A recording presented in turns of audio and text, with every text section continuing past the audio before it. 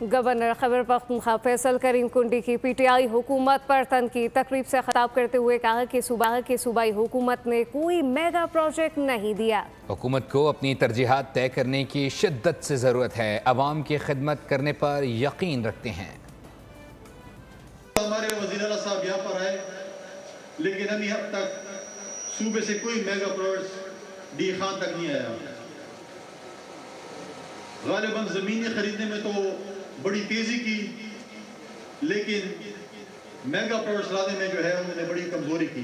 लेकिन आज भी मेरे इंशाअल्लाह ताला आपसे वादा है, क्योंकि डेर इस्माइल खान में मेजॉरिटी पार्टी, चाहे यहाँ पर मौलाना साहब हैं या पीटीआई की लीडरशिप है, इस वक्त मेजॉरिटी पार्टी पाकिस्तान पीपल्स पार्टी है। तो जितने भी वफाक की इंशाअल्लाह जितने भी हमसे हो सके प्रोजेक्ट्स इंशाअल्लाह हम डी खान के लिए लाएंगे, डी खान को आबाद करेंगे और डी खान को तरक्की याफ्ता बनाएंगे इंशाअल्लाह ताला।